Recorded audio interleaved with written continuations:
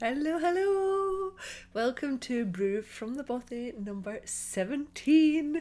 My name is Fay and I am a crochet knitwear designer coming to you from Cheshire in England, and it's so nice to have you here every fortnight coming and saying hello and hitting the like and subscribe button. I really, truly appreciate it. It makes me want to keep on coming back every 2 weeks, so thank you so much for that.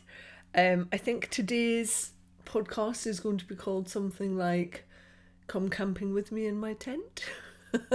And I'll show you why in a little bit. But I've got a load of stuff to tell you about. I'm feeling creatively topped up because we've had some time off, which has been fabulous. There's quite a lot of stuff going on in the business, so let's crack on and show you what I've been up to. I'm going to start with what I'm wearing. And as ever, at this time of year, I always have handmade socks on. This pair is knitted, and I wanted to show you this pair because they've had, excuse the hair on them, but I've literally been wearing these this morning. I don't really wear slippers that often, and I've been padding about in the house with them on. This yarn, the main stripy yarn, is Patton's Croy, which is really difficult to get hold of in the UK. I think it's really easy to get hold of in America, and I don't understand why we can't get it in the UK, because we can get Patton's yarn. Patton's. So the stripy bit is Patton's. The toe, contrast heel and cuff was John Arbin in their Exmoor sock. I think this was like one of the trial ones that came through when they were first testing out the new sock yarn. And I just wanted to show you because, let me show you the bottom. Let's try and take my hair out of it. But I've had these for maybe, they must be 6 years old. And they're a go-to pair that I use in the winter. I mean, you can see they're manky because I've been padding about the floor. But they're only now just starting to go thin. And I just wanted to point this sock yarn out because it's a 75-25. But it's got like a plumpness to it, and it's really quite soft, which sometimes I think, if I think about Regia and Opal, they're really hard wearing, but there can be like a crispness to them, and I don't feel that with Patton's Croy, and they're just holding up really well. The striping sequence is spot on for self-striping socks. And I really love this yarn, so much so that anytime my friend Sam goes to America and she asks if I want anything bringing back, I always say, like, Patton's Croy, please. That's what I would love. And also the John Arbin is just starting to go through now as well. But like I say, that's after 6 years worth of work with my very pokey toes, and I'm quite hard on the ball of my feet. My label's a bit battered, but this is the next Patton's Croy that I've got to work with. This actually came back from Sam in America. So it comes in 50 grams and it's 75% wool, 25% nylon. But you can see like there's a plumpness to it, which is just really lovely. I think it's a slightly heavier weight. Let me have a look. It's 152 metres to 50 grams, so directly in sport weight territory, which I'm sure is one of the things that helps because I'm knitting on a smaller gauge and it's a really plump sock. But it's so plump and soft that if you're looking for a good hard wearing sock yarn that lasts but is really warm on your feet, if you suffer like I do from cold feet, have a play with Patton's Croy if you can get hold of it. I don't understand why a UK distributor hasn't got hold of Patton's Croy, because I think it would sell really well. This is absolutely one of my favourite sock yarns. Right, I'm going to quickly put my sock back on because I don't want one cold foot.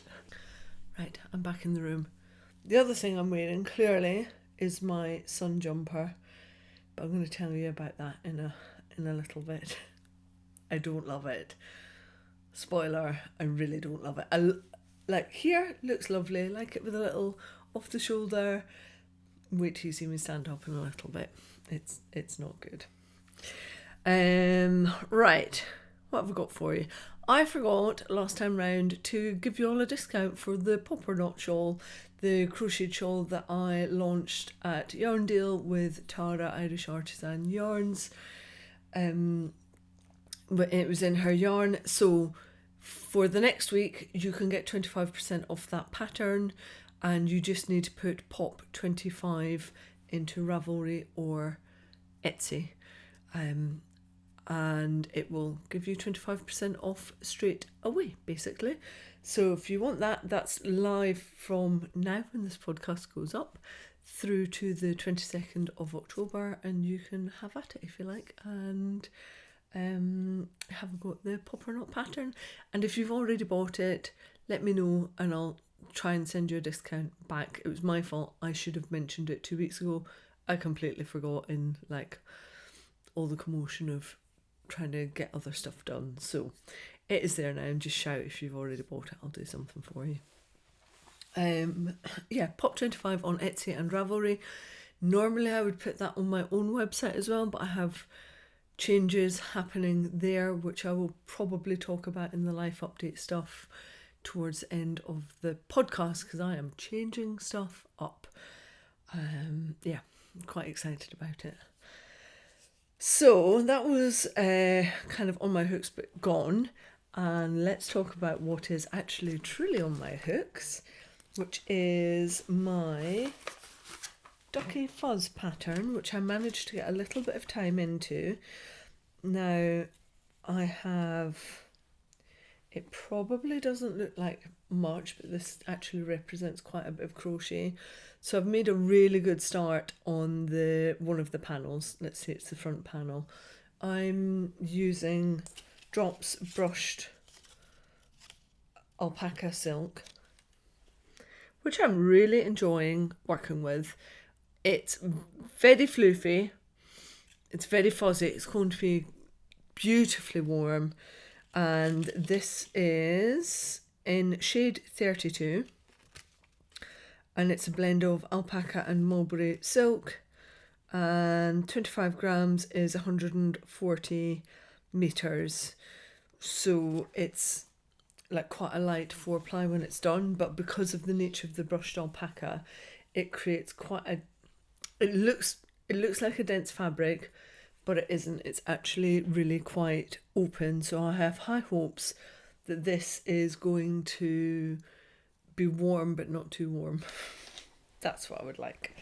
And I swapped out and went up a hook size, and I'm using a 4.5, and I think Rosina's pattern, Ducky Fuzz pattern, calls for 3.75, but I can be quite a tight crocheter compared to other people, so I went up to 4.5. Also just really liked the fabric that I was getting out of that, because I wanted a little bit of openness to it, and in anticipation of having this done, I found a t-shirt top, like quite a nice thick cotton one with the same colour, I think, striped, because I'm already, although I haven't even finished one of the panels, I am so ready to get this on this winter and to be able to style it. So not a load of progress on this, but enough. I did quite a chunk of it while we were away last week. So I will have more to show you on my Ducky Fuzz when I see you in 2 weeks' time. I'm not going to promise I'll have it finished, because I think that's unlikely given how much is going on over here. But I would hope to have had the first panel done with it. So progress being made on Ducky Fuzz. Right, what else have I got to tell you about? Shall we talk about the massive tenty elephant in the room, my the sun jumper? Let me just take a slurp. Right, from here, this jumper looks okay. Ready? There are a few things with this. Can you see this line here? This is where I didn't do a purl bump, and I should have ripped it back, and I didn't. That side I can kind of live with it. But also the gap here is much bigger than the gap here, because I miscounted with dark yarn. Like, this is absolutely not my best knit ever, but I was kind of viewing it as a test, and that I'm not that fussed about the differences. And if I was really fussed, if this was a great fit, I would sort out the suns by doing some duplicate stitches and making them the shape that they should be. Like, it was dark, I was tired, it's been a bit full on, and I didn't put all my effort into this knit. However, even if I did all of that stuff, are you ready?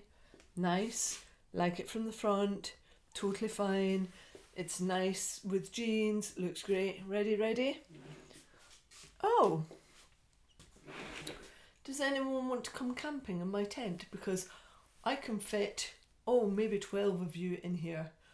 It is massive, and I don't like it. I really don't like it. If it was like that, wouldn't have an issue. A little bit on the back. If it was like that on the front, that'd be fine. But look, there is nothing flattering about that. Now, I haven't blocked it, but I truly don't believe that wet blocking is going to change the shape of this. And I knew better, but I still felt the need to scratch that itch. So, because I will always look for the positives out of any situation, here is what I learned from knitting this jumper. One, you can't recreate purl bumps. I thought I would be able to do it by sewing running stitches where the purl bumps should have been, and I kind of got something that looked a little bit like it. However, stocking stitch is taller than garter stitch, so I have this bit where you can clearly see here that the brown is taller than it should be, and it's not hiding enough of the blue within the intarsia. Some people wouldn't care about that. I care about it. It's really obvious on this one, on the lighter copper. I should have ripped it back. I thought about it, but I didn't think about it for long enough.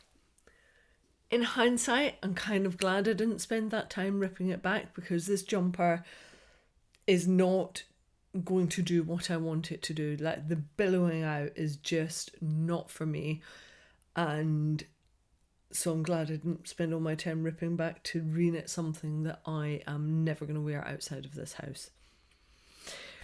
So that's lesson number 1. Lesson number 2, which is a positive one, which is that for intarsia, the colour circles that I've got are DK, and the main colour Svartblaze brown yarn is 4-ply, and the two blend really nicely. Like, I don't have an issue with that. I think that sometimes crafters can be a little bit too narrow focused and go, well, I have to use 4-ply with 4-ply, DK with DK, and actually I think you can be a bit more fluid than that and mix and match your weights of yarn depending on the project to really good effect. So I love the way that the DK kind of pops out a little bit more, and I love the colours I used. I'm a little bit gutted that this hasn't worked out the way I wanted it to work out. Another thing that I've learned is I adore chocolate brown. I know it's quite in this season, but I love it that the Svartblaze yarn is undyed. I love the colour of it. I like it against my paler skin. I like it with my eye colour. I need more chocolate brown things in my wardrobe. Just not this jumper. The other thing that I've learned is when I made this mistake here by not doing the purl row, I couldn't see it first time round. And the point at which I saw it was I did a flat lay for one of the podcast front covers. And when I went back and looked at that photo, it was glaringly obvious that I had made a mistake. So here's my tip. If you think you've made a mistake, sometimes you don't see it for what it is with your naked eye. Take a photo of it. That seems to amplify the mistake. And if it really amplifies it beyond something that you're comfortable with, then you know you need to rip it back. But if taking that photo you think, actually, it's okay and I can live with it, then maybe you don't need to rip it back. I'm not a massive perfectionist. I am when it comes to my designs. I'm not when it comes to the things that I'm making, because I do it for fun, especially some of my knitwear, and it's stuff that I'm just enjoying being in the moment and having yarn running through my fingers. But I will carry that tip with me now forevermore. If I make a mistake, I will photograph it, sit on it overnight, and work out whether I think it's too big an issue or not, or if I can get over it. But that photography really amplifies whether the issue is very obvious or not. What else did I discover? If you're going to use dark brown yarn or light yarn, I was using, obviously, main colour dark brown yarn, and my needles were dark brown, and I lost stitches or got the counts wrong, because when we're sitting watching TV at night, Matthew doesn't like the big light on because it glares off the screen. So I have a little crafting light, and sometimes it's not enough, and it definitely isn't enough with brown yarn and brown needles. So next time round, this would work for crochet hooks as well. If I'm using a darker colour yarn or needle, then I would need a contrast colour. So if I'm using light yarn, my dark brown needles would work fine. If I'm using dark yarn, it really would have been beneficial for me to have used lighter needles. I always have a preference for wooden needles. I love Knit Pro Symphonies and their rosewoods. And I have a few of the Leica driftwood ones. Maybe I need to add some of them into my kind of arsenal of knitting things. I have a few of their hooks as well, so I've already got that contrast there. But that was something that came to me towards the end of this project, is I really would have got on better if I could have seen more colour distinction between my needle and my yarn. C'est la vie, I know for next time. And the final thing I've written down is, I don't suit a tent. So if you ever hear me ever again saying, I know that big baggy jumpers don't really suit me, but maybe this one will, like, scream and type into the comments bar, because they don't suit me. I don't know who they do suit. Like, sometimes really slender people can suit massively oversized, but honestly, no, like, who's suiting this tent? No, it's so shapeless. And I think sometimes I'm like a UK 14. I'm not a particularly small person, but actually, when you're my size, more fitted clothes look better. This tent, no, just no. I'm never allowed to knit or crochet anything this size again. I think what I actually need to do is make more jumpers and find out what my best jumper style is. So like raglan yoke, whatever the design style is, and then what my best positive ease is. And I don't have that formula in my head yet, so maybe that's the piece of work that I need to do, so then I'm carrying that forward with me for all of my future makes. But I am never ever allowed to make a tent jumper again. I'm gutted, because I love, like, the look of it up here. I love these colours. I love. I think what I'm going to do is offer it to my mum. She does a lot more layering. She's a little bit bigger than I am. She's got quite for an 81-year-old, she's got quite a funky dress sense, and she might just wear it around the house. So I'll see if my mum wants it, and if she doesn't, I'll pad around the house in it. I'll use it like a gownie. I'm gutted though, because this was so much work. But also I'm really pleased that I didn't persist with trying to get it done for Yarndale, because I then wouldn't have worn it for Yarndale, because it's not the look I'm going for. The other thing I'm happy about is it made me find a brown strappy top in the shops, so I now own one of them. Like, that's a good thing.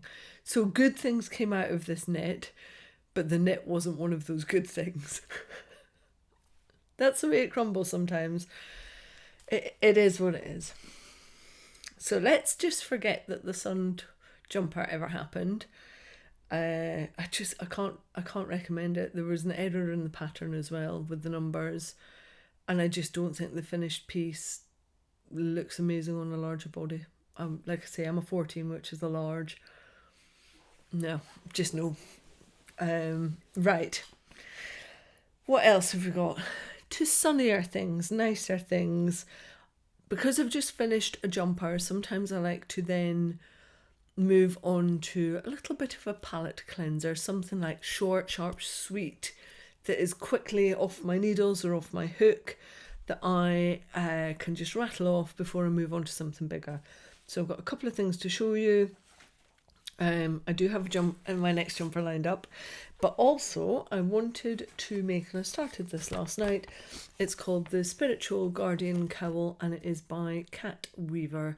It's available on Ravelry for £4, or you can get it direct from her Ko-fi, and it's £3.50, or you can give her a bump in Ko-fi if you want. I'll pop links into the drop down box, but you can basically use a DK yarn or a four ply yarn with floof, and you can make it in a longer length or a shorter length, and you can make it in 2 circumferences. So you can really play around with it, whether you like a more close fitting cowl or a longer one, or like you can mix and match to make it as you want it. Obviously I'm not using any of those yarns yet, and I've gone in with an Aran weight yarn, but that's mainly because I have 2 balls of this. I purposefully bought this yarn knowing that it was going to be a Spiritual Guardian Cowl. This is West Yorkshire Spinners Fable. Look at all the little flyaway fibres on that. It makes me so excited. This is a mix of Falkland wool, British alpaca and British mohair, and it is coming in at 166 metres, 182 yards per 100 grams. So on the slightly heavier weight of an Aran, which is precisely what I was after. And I have to say, it is knitting up beautifully. Let me just move my marker over and put in my first stitch so I don't lose my marker. There we go. So I really haven't got very far. Should we talk about that as well? This is the second time I've knitted this rib, because first time I cast on 120 stitches rather than 128. I don't know why, that was yesterday afternoon. But so rather than me showing you loads of cabling that I've already done, I have literally done the rib again. And I've put in my first cable stitches, that's it. But this is going to be mine for underneath my winter jackets, and it's soft, but I genuinely believe that the fluffy nature is going to be a great crossover for those cables. I really love knitted and crocheted cables when you can see that there's a cable there, but it's not like I'm a cable, if you know what I mean. Sometimes yarns can be so structured and like stiff almost that the cables are really pronounced, and I prefer a little bit more softness in the cable work that I do. And I don't do loads of cable work because I'm not very good at it. But again, I want to learn, I want to make mistakes, and I want to learn from those mistakes. So yeah, I suspect that by the time I podcast in 2 weeks' time, I will have this one done. One of the things I realised, without giving too much away within the pattern, but let me just turn it over, and I'd love to know whether this is you as well. The pattern is written in columns. This really confuses my brain. My brain can't read columns because I see what I'm meant to be doing, and then my brain is also going, but what about all of this stuff over here, which I'm also meant to be looking at? I definitely prefer text that uses the full width of the page. I don't think I'm alone in that, but I would love to know, what do you prefer? Do you prefer columns, or do you prefer full width in your patterns? And then the little cheat that I came up with last night to make my brain work properly was I actually just folded it in half, and I was using the pattern like that so that my brain wasn't being overly confused by all the text. Now that might just be quite specific to the way that my ADHD brain works. I really struggle with text. I do audible books. I don't read books because I'm a really slow reader and my brain wants to take in every little bit of information, and I find it unbelievably overwhelming, which is probably one of the reasons I prefer simpler patterns, because it just like chugs my brain up with knitting in particular. And so what I find is audible books work better for the way that my brain can then visualize it, and I can build up a world of what I'm hearing more readily than I can with text.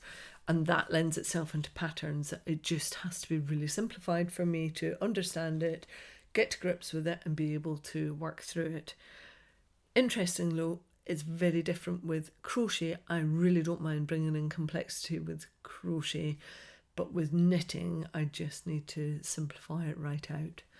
Maybe that's just because I know crochet better and I do loads more designs in crochet, and I build quite complex designs in crochet as well, so maybe I'm just better at it. But top tip, if you're like me and you find columns really overwhelming and you print off your patterns, then just fold it in half, and it just drowns out a load of the noise of the rest of that text that you might be feeling.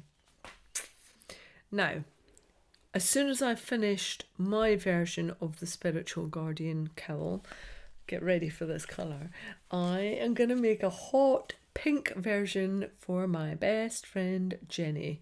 And this one I'm going to do in Colour Lab by West Yorkshire Spinners. Oh look, there's a big mass of my hair there. That's pretty, isn't it? This is their DK Colour Lab, which is 100% British wool, 225 metres, 246 yards per 100 grams. And I'm going to hold it double because I found what is pretty much the spot on pink for it. And this is Lang Yarns Zen, which is a really lovely soft fibre blend, which is 35% merino, 35% alpaca, 30% silk. So a lovely blend, and that is 25 grams is 200 metres. So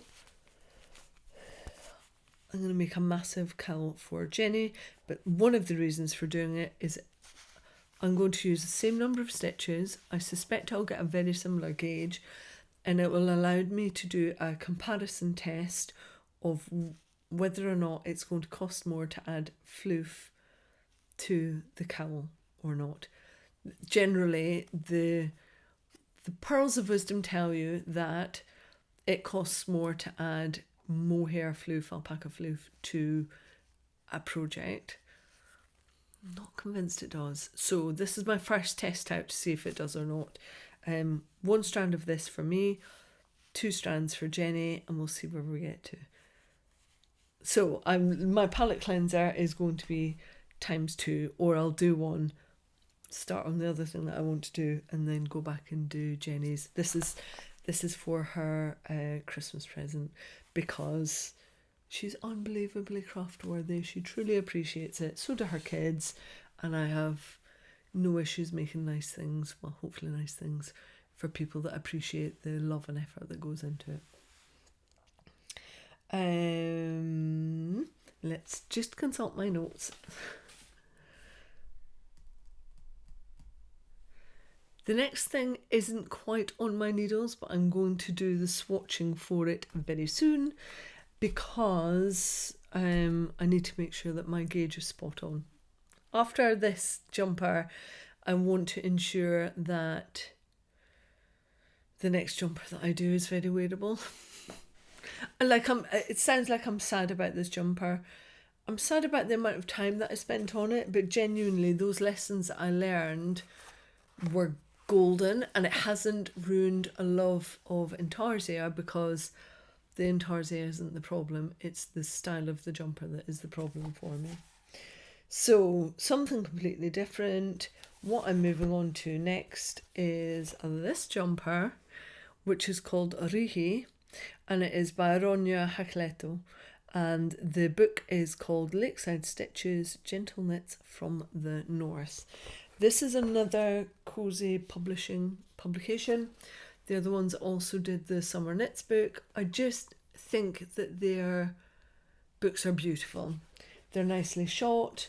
The patterns, there are so many patterns in this that I want to make. I want to make this little vest top. There's a pair of socks that I want. I like the mittens. Like, I love this jumper.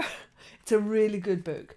Now, the patterns in the book are only available in the book, so they're not on Ravelry, they're not anywhere else. So what I've done in the show notes is linked you to the specific pattern that I want to work on in Ravelry, and also to Rachel at Daughter of a Shepherd has got this book in her shop just now, and I'm pretty sure it was Rachel that I got it from. So I'm pointing you to her if you fancy going for this book. The book is £29, but there is so much stuff in here that I want to knit. So what I particularly love about this jumper is, can you see, it's all tweedy and flecked, and I just think that looks really good in the colour work. So I am going to make this. It's got 3 different colours in it, and I'm going to make mine in Drops Soft Tweed, which is pretty much bang on the size that I need for it. And I've got my 3 colours ready. So I'm going in with, it's a mid grey, but it's got a hint of brown in there as well. And that colourway is number 9. And this is a mix of alpaca and merino wool. And it is, let me just give you the details, 50% alpaca wool, 25% alpaca, 25% viscose, and it's 130 meters for 50 grams. So that's 260, so a light DK going towards a very heavy sport. So shade 09 for my main, and then I'm going to do shade 16. I don't know where yet, probably for the next biggest colour usage. And then the final one is 07. So I've got this kind of woodland green, not a forest green, but like a woodland licheny green, and then a lighter grey. But I really love all of the little subtle tweedy flecks that are in there and neps, and I think they're not that easy to see on the screen, but when it's knitted up into a fabric, I think it'll be really beautiful. And I went for all of the same yarn. I probably could have got some stuff out of stash, but actually one of the things I think works really well, particularly with colour work, is if you've got your main as a tweedy nep, I think then having that subtle colour change in your other contrast colours works really well. I think some projects that I've seen that have got a main with a tweedy nep and then solid colours, the solid colours don't carry the same softness to them, so there's like a bit of a contrast between a solid and the tweediness. So I wanted to make sure that I just had the same tweediness going through all of the colours for my jumper. I'm really excited about this. I think that what I might do is, I can never do anything properly. I think that I might carry my main colour up for my collar as well, because I think that this colour will look better rather than the green, because I have rosacea. So I'm not sure that green is doing much, but I think it's okay down here. Or it might be that I put the light, but I think really the best one for me is going to be this darker colour. So I'm really excited about this jumper. I had to use all my willpower to continue working yesterday and not do my swatch for this, but I'm going away this weekend with some really good friends. I'm going to go to Stafford Wool Gathering, which is a new yarn show at the Stafford cattle market, so I'll be able to feedback about that. But we're off to have a lovely, nice girly weekend, and I'm going to swatch for this during the weekend. Very excited. We're all knitters and crocheters, and Charlie's coming down from Edinburgh. I haven't seen Charlie for coming on for a year, so it's going to be a really lovely time. I'm very excited for it. I can never do anything properly. I think that I might do is I think that I might carry my main colour up for my collar as well. And then having that subtle colour change in your other contrast colours works really well. I think so. I'm not sure that green is doing much, but I think think that having that subtle colour change in your other contrast colours works really well. I think that then having that subtle colour change in your other contrast colours works really well. I think so. I'm not sure that green is doing much, but I think it's okay down here. Or it might be that I put the light, but I think really the best one for me is going to be this darker colour. So Right.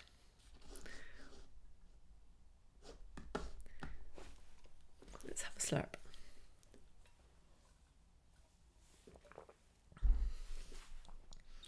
That's all the crochet and knitting bits that I've got.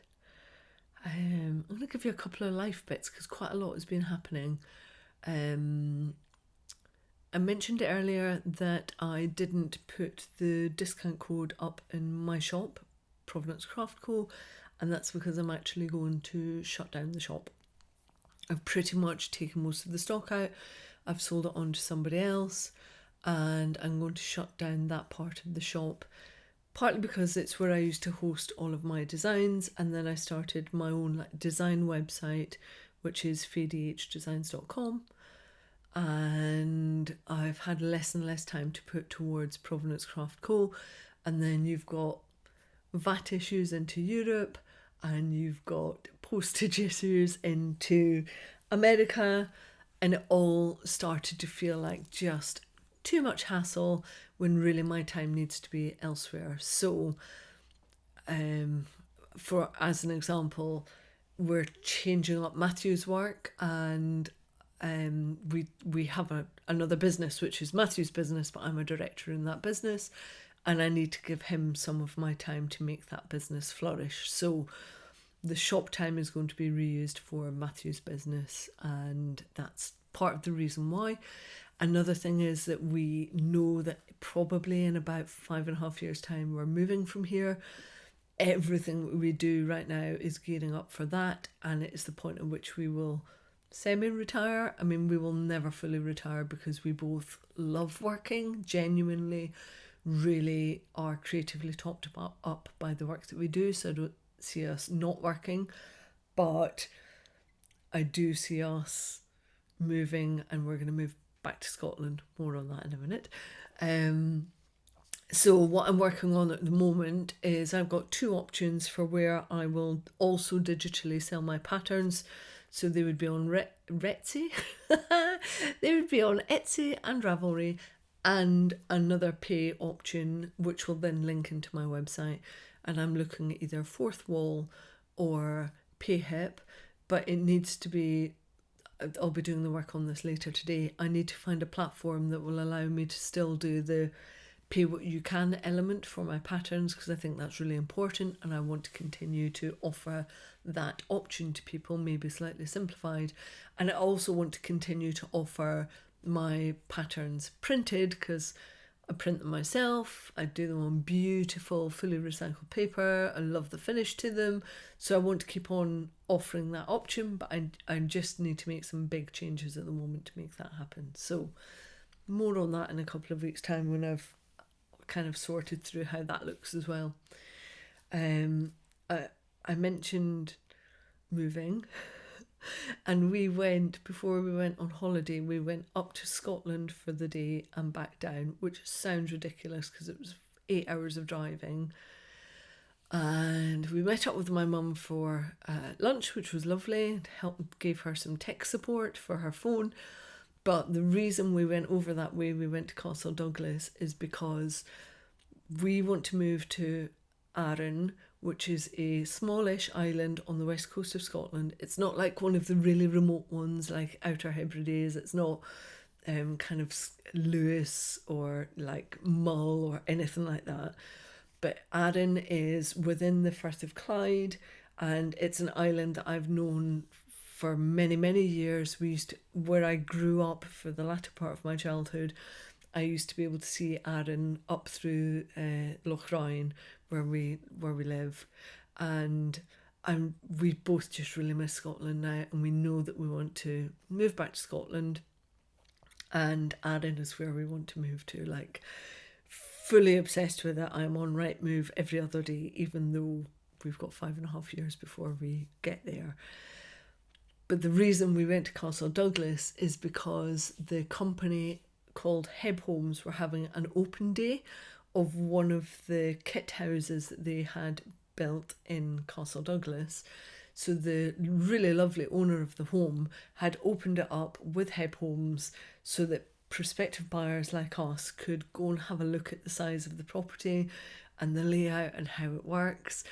And Heb Homes will do like a really environmentally friendly kit house, and they offer all sorts of solutions. So you can just buy the kit, or they can put the kit up for you with like sewage put in, or they can fully build out the entire house for you, like kitchen and plumbing and everything. And so we went to go and look at the size of it. I'll try and pop some photos in to see whether it would work for us and whether the financials would work for us. And if we like keep on saving like we do every single month, and we're not super frugal, but we're not profligate with our money either. We have nice things and we enjoy good food, but we're not flashy with our money, and so we just keep on saving. And right now we're like, let's get to Arran if we can, let's buy land and let's build this house, because it would be our dream place to be, and in a dream house that we want to build. So that really cemented it in our minds that is what we are going for. So every time we do without something, like we don't have big 2-week holidays, partly because we would both be bored witless by that point, but we don't put our money into that. We just save it all so that we can build this house on Arran, hopefully. So we're so excited, and we're planners, so like I'm really happy that, one, I think we can do it financially, and two, that it's physically feasible for us, and that the house, we could see ourselves living in that type of house, whereas we've always had period properties. This would be like a brand new, quite funky looking structure, and I'm excited for it. So I'm just like, that's a total top up for me, that we could build the house of our dreams. And then the final bit is, obviously we had a little mini break, a little holiday. We had 3 nights away in Yorkshire because we didn't go to Scotland, and it was just glorious. Before we went, I don't know if anybody else gets this, I was driving, I could feel my forehead just gets tighter and tighter, and I just hold a lot of angst up here. And then by the time we got on holiday, I was like, oh, it feels like smooth, and I'm not carrying loads of like angst in my head, and I'm not scowling. And it was just lovely. Went on a nice walk, had nice food, went to an amazing little cinema, which is in the old train station in Richmond, which I'd thoroughly recommend. I'll pop a link in for where we stayed as well, because it's beautiful. It's a lodge, it's really nice. There's a log fire, everything is there that you need, and it just looks out into this little valley above Richmond in Yorkshire. And we've stayed there before, and just 3 nights away was all we needed, just to recharge the batteries, chill out, get out in nature. I went slow picking, so I've got some slow gin on the go in the kitchen because I was fruit foraging. It was just a really lovely time. So I'm like fully topped up again, and I can feel that my creativity has been fully topped up. I really need that battery recharge to make me continue at the pace that we go at. We don't rest up in this household, and so we needed that time out to get on for the rest of the year, basically. So all is well over in this quarter. We've had a really nice time. We know where we're heading. I know where I'm heading with the business as well, which feels really good. I've worked my backside off for the last few weeks to try and make this happen, and I've got a load more work to do, but when it feels right. The decisions that I'm making feel like the right direction to be taking. I don't have any qualms about where I'm heading to and how I'm doing it. So I feel like I'm in a really good place right now. And on that, I hope that you also are in a really good place. Thank you so much for being here with me. Really appreciate it. I love spending this little half an hour or so with you. If you haven't already, please hit the like and subscribe button. If you haven't subscribed already, it genuinely helps the algorithm, and it helps my little channel to be seen. And remember, you've got 25% off the Pop or Not channel. Pop or Not shawl, if you want it. I'll pop the links below. Thank you so much. I am waving. Bye bye.